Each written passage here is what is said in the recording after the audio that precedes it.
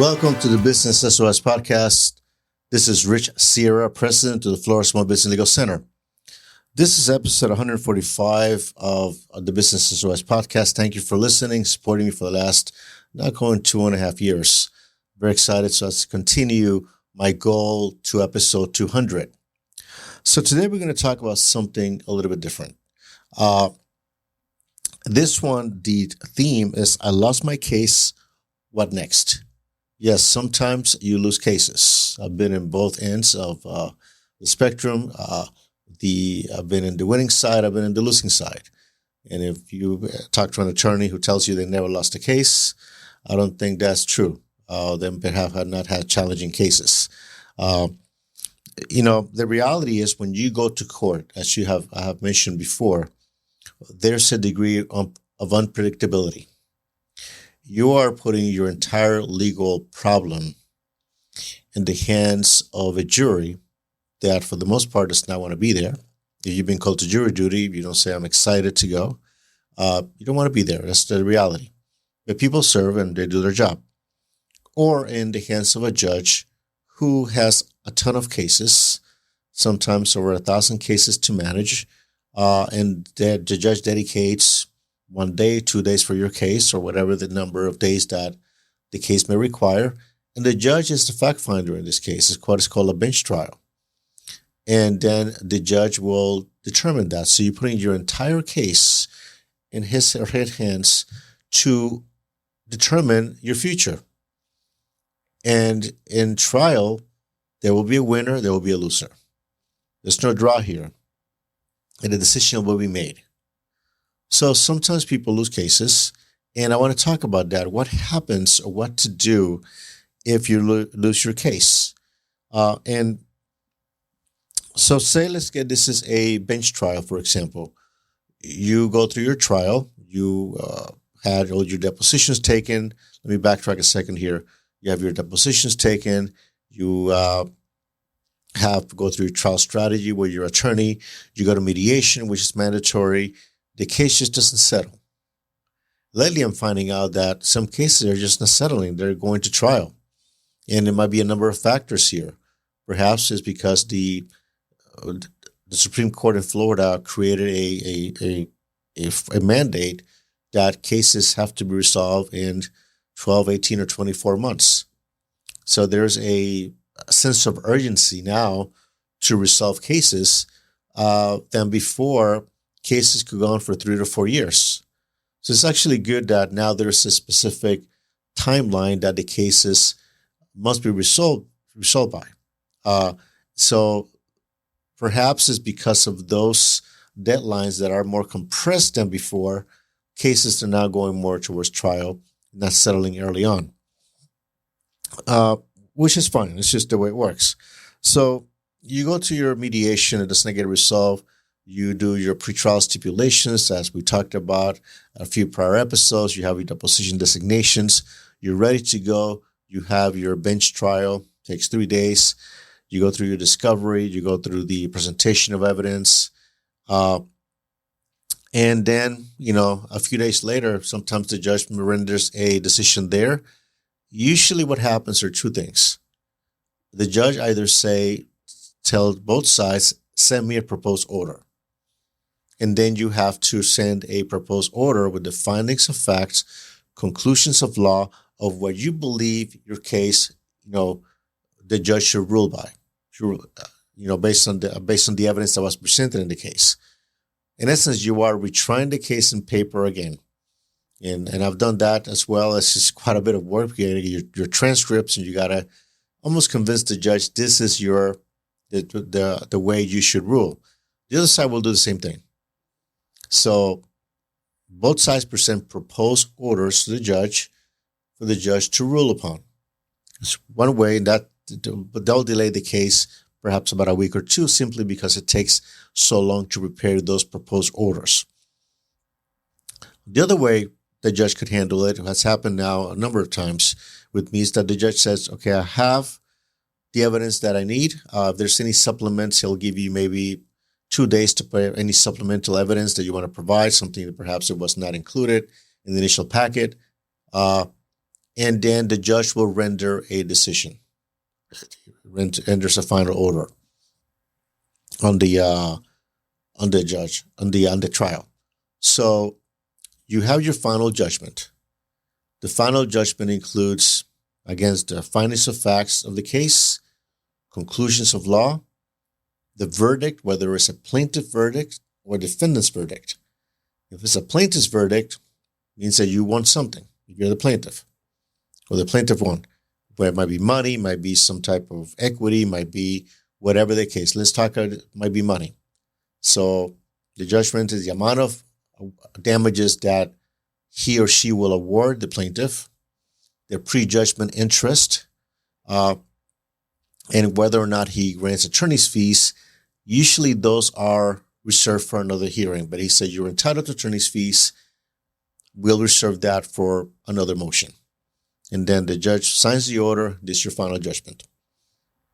Your attorney receives that via email. You open it, you see it, and then the attorney sends it to you, tells you the bad news. We lost the case. It happens. Okay? So you have a number of options in this case. Okay? You obviously want to find out, you want to read the opinion of the judge and then, ask your attorney, okay, what can we do here? Depending on the amount, you have a number of options.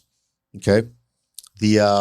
Find out whether there's an issue that the judge perhaps did not agree with your version of the events. It's really more of a fact question, a fact issue, that the judge saw the facts differently than you believe the facts were. Perhaps the judge did not believe some of your witnesses. Perhaps the judge believed the other side's witnesses. What evidence was presented, what evidence was admitted. So your attorney has to do an analysis about what happened in the case and what could have been done differently, but that is now, you're not going to retry the case. But it's always good to learn what happened and perhaps anything that could have been done differently, because it is fairly unpredictable what's going to happen at trial. You have your presentation of evidence. Someone may object to the evidence, or perhaps a question that you may ask. And it is a process that of a degree of an unpredictability. But that's the system that we have. So you also find out whether or not it's a procedural matter, whether something that should have not been admitted was admitted into evidence that it was your attorney objected to, or perhaps something that a witness that was not allowed to testify for whatever reason. You got to find out what happened. Once you've made that determination, an attorney can explain to you what happened, why the judge entered this ruling, because it will be explained in the order. Then your option, you say, what is next? What can I do in this case? Okay, you have a number of options. Okay. The first thing is to explore whether or not you can appeal that decision. That decision is appealable. So you can appeal, and I'm probably going to bring an appellate attorney to here to talk to us as well. But we're going to give you kind of an overview. Okay, you can appeal a final order, whether if it is a error in law that the judge made a mistake, or the judge abused his discretion. So 2 grounds. So there's timing issues here.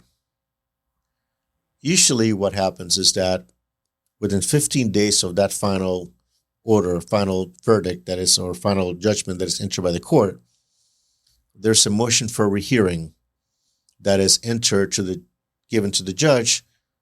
You have 15 days to do that. And again, I want to make sure this is not, I don't want to take, in the case is your case, you need to get an attorney. This is not legal advice for your case. I'm giving you more of an overview of the timing here issue. So I just want to clarify that.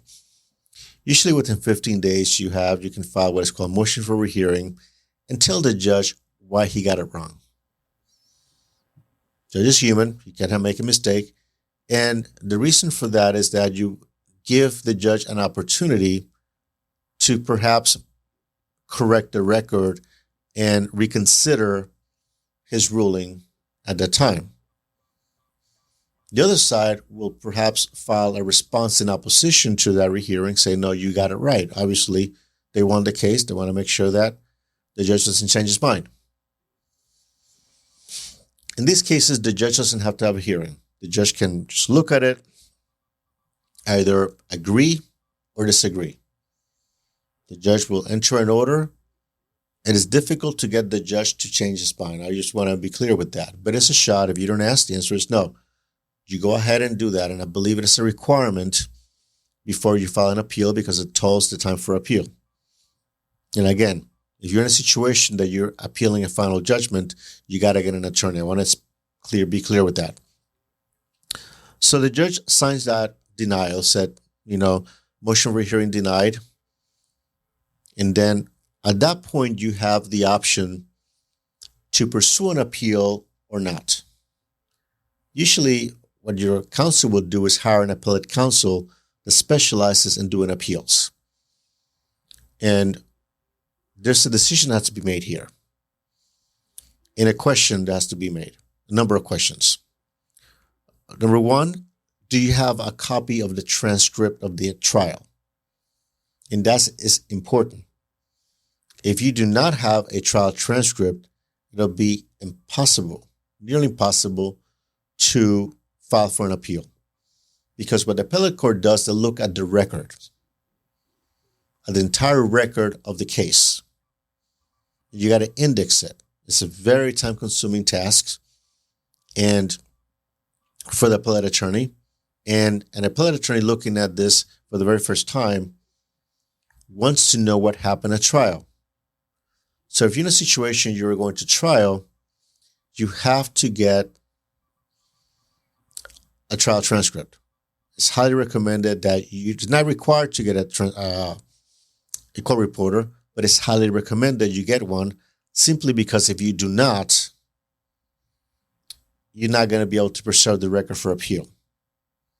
So it's extremely important to do that and discuss it with your client. Sometimes you can work out a deal with opposing counsel and say, hey, why don't we share the cost of the trial of the court reporter and share the cost of the trial transcript if we order it. That way, one side doesn't have to bear the brunt.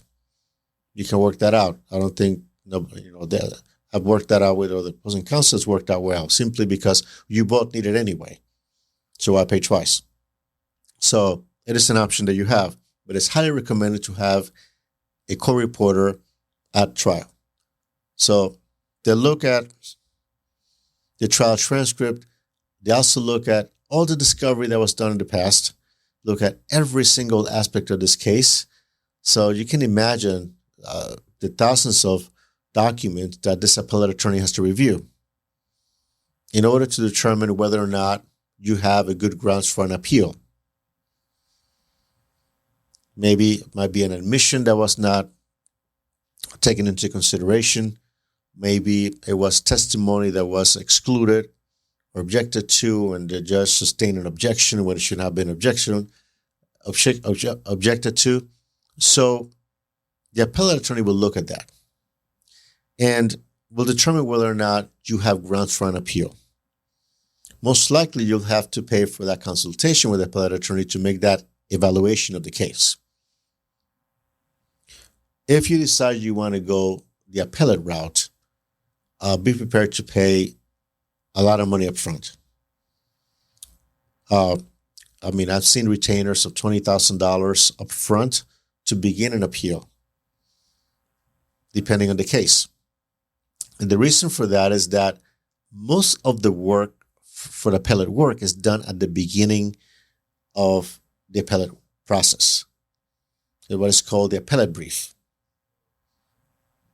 You're the one making an appeal for a ruling that the judge made or a final judgment. You want that to be reversed for certain grounds. The appellate attorney has to do the brief right at the beginning and then submit that to the appellate court. depending on on the Florida jurisdiction you're in, or any jurisdiction. So that appellate brief takes a tremendous amount of time. It's highly detailed, very precise, and that costs a significant amount of money. So it's a calculation you got to make whether you want to appeal it and what are your chances of success on that appeal. And the appellate counsel can tell you have very solid grounds because of X, Y, and Z. And then you got to decide, okay, is it worth it for me to continuing this or looking at other options? Now, a question that I get often is like, if I appeal the case, will that stop them from collecting from me? So let's talk about that. Okay. When you get a final judgment coming to you, you're going to be, as part of the final judgment, you're going to have 45 days. You're going to be ordered by the court within 45 days to provide a fact information sheet. We talked about that perhaps a few months ago, that I went through both of them.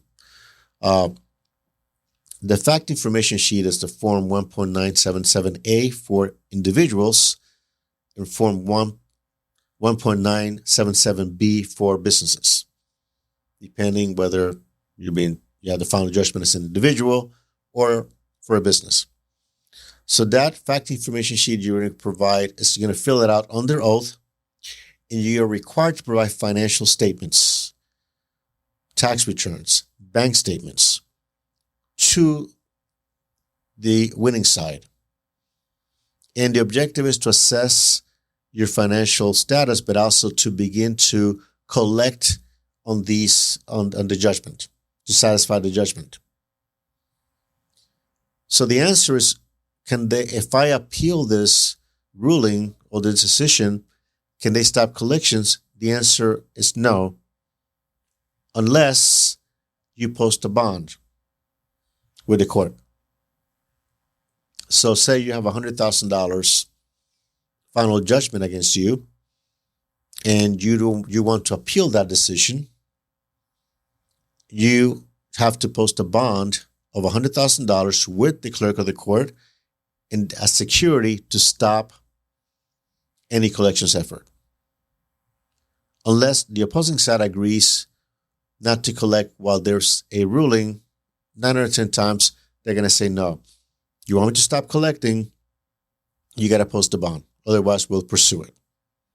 So what happens when you don't have the money to pursue an appeal, or you just say maybe an appeal is not warranted, or perhaps the chances are you're not going to prevail at appeal after the appellate attorney goes through the analysis? What options do you have? You can negotiate. One thing that you can do is negotiate perhaps a lesser amount. Because all they have is a piece of paper with a judgment. And it's a good piece of paper. It's a judgment is good for 20 years. They can continue attempting to collect from you for 20 years, ask you financial statements, go for your bank accounts, garnish wages, make it very, very miserable for you until they satisfy the judgment. And also that shows up on your credit report as well. An option do you have is try to negotiate a lesser amount, whether it's a payment plan schedule or perhaps a lump sum for 80%, whatever amount it is, but you can negotiate a lesser amount to be able to satisfy the judgment. Your role is to go ahead and try to get rid of the judgment through some type of negotiation and payment, so that way you can move on.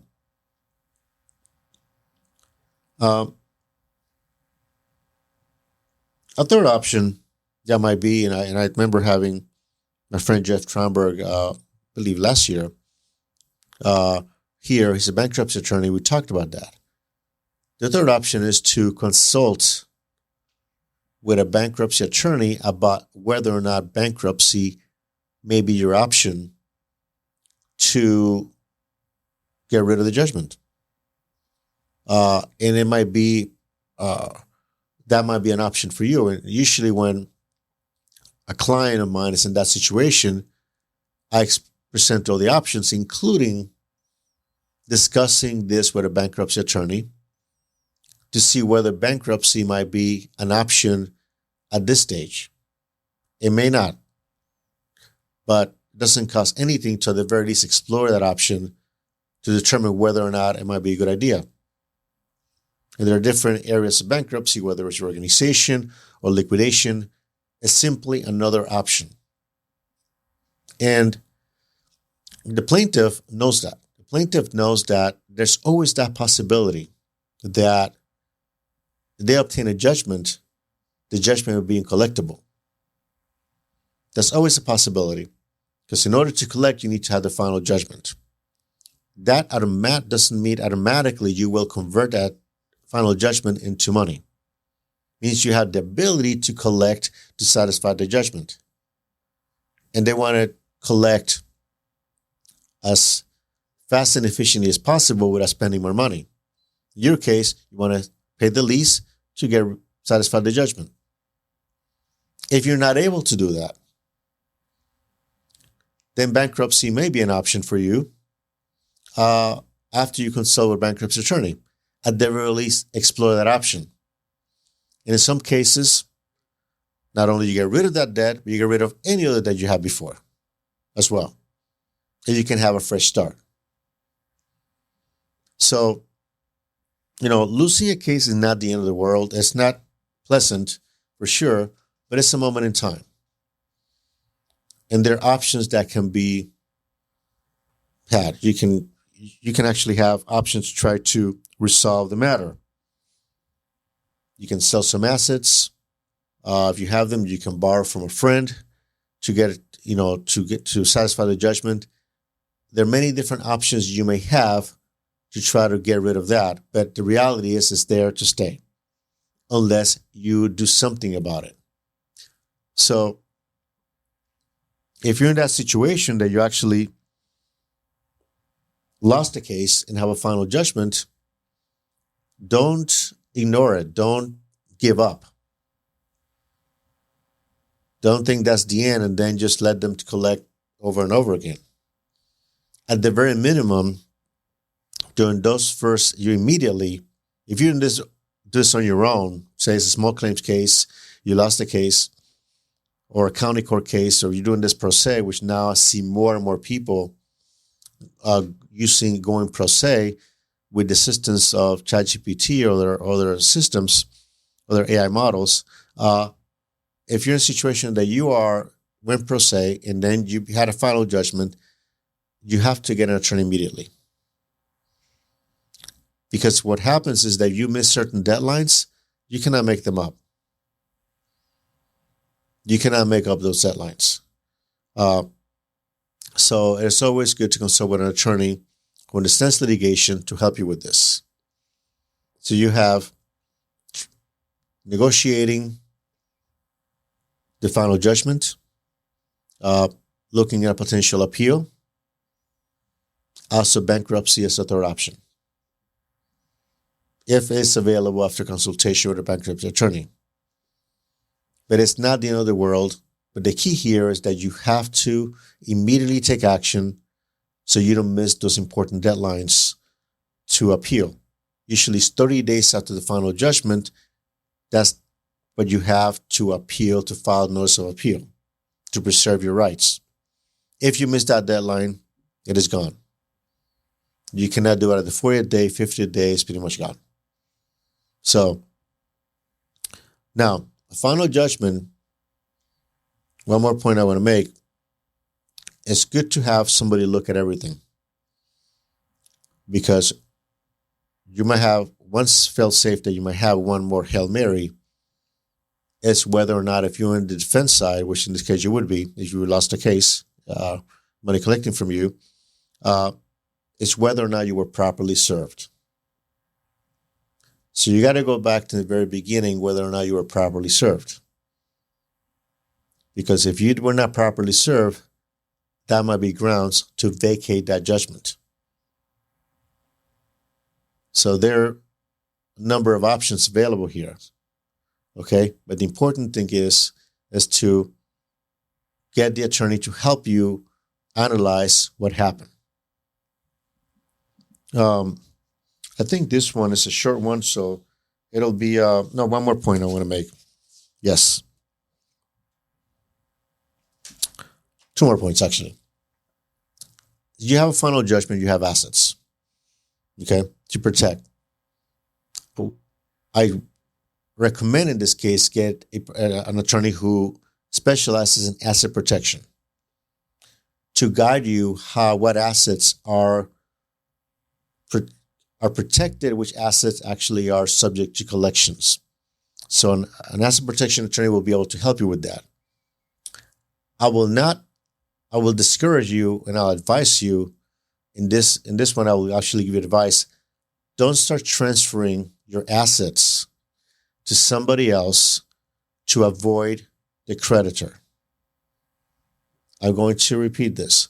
Do not begin to transfer your assets to somebody else to avoid the collection from the judgment creditor, the one that won the lawsuit, the plaintiff. Okay, that's what is called a fraudulent transfer. In Chapter 726, we have fraudulent transfer acts. So if you start transferring your money to a friend or somebody else to try to avoid them collecting from you, they'll collect from them. So they have the ability to collect from whomever you transfer the money to if you did it with the purpose of avoiding creditors. So you got to be careful with that and not do that. Throughout the lawsuit, or you might be able to, but you will have to consult that with an asset protection attorney to help you whether or not that is an option. But I will discourage you from transferring any assets with the purpose of avoiding creditors, because you can be subject to further sanctions, penalties, and also whomever you transfer the funds to or the asset to also will be brought into the lawsuit. So I'll discourage you from doing that.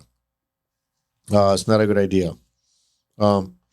This is good for today. The key here is to be prepared, be informed, and call an attorney to help you if in the case that you lost the case. If you have any questions about anything I talked about today, I know it's kind of a complex subject, not an easy one to explain. My email is rich@richsierra.com. My phone number is 866-842-5202. My website is floridasmallbusinesslegalcenter.com. You can follow us on Facebook at FSB Legal. If you want to see the video of this podcast, we're at youtube.com/@RichardSierra. Don't forget, check out my book, Business SOS, 8 Common Legal Mistakes Business Owners Make and How to Avoid Them. It's available on Amazon, Barnes & Noble. You can ask for your local bookstores as well. Until next week, this is Rich Sierra. Remember that my goal is to help you succeed.